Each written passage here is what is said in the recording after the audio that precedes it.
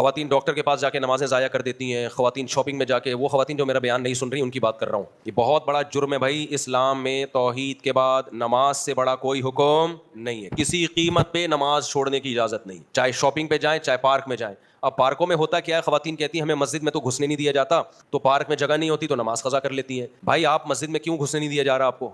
आप जाएं, इमाम साहब से बोलें कि इमाम साहब फिर अपना घर का कमरा दे दो, मैं वहां नमाज पढ़ लूं। मैंने तो नहीं देखा कि आइमा कराम की मेजॉरिटी ऐसा करती हो, लेकिन बाज़ मस्जिदों में नहीं घुसने देते। ये बिल्कुल गलत करते हैं। जो औरत नमाज पढ़ने के लिए मस्जिद में आ रही है उसको रोकने का किसी को भी हक नहीं है। तो वो वजू करे, अपना नमाज पढ़ ले वो। और अगर पार्क ही में कोई जगह है तो वहां पढ़ लें। लेकिन ये कोई उज़र नहीं है कि जी जगह नहीं है। मिट्टी भी पाक होती है, आप मिट्टी पे खड़े होकर नमाज पढ़ लें। पानी नहीं है, आप पानी जो पीने का पानी है ना उससे वजू कर लें। आप खवातीन कहती हैं पर्दे की कोई जगह नहीं है, तो इस्लाम में नमाज का हुक्म पर्दे से ज्यादा अहमियत का हामिल है। वजू के लिए चेहरा खोलना पड़ेगा तो खोलेगी औरत अपना चेहरा। कोशिश करें हत्तल इम्कान मर्दों से दूर जाएं, लेकिन कोई भी जगह नहीं है तो चेहरा खोलना पड़ेगा।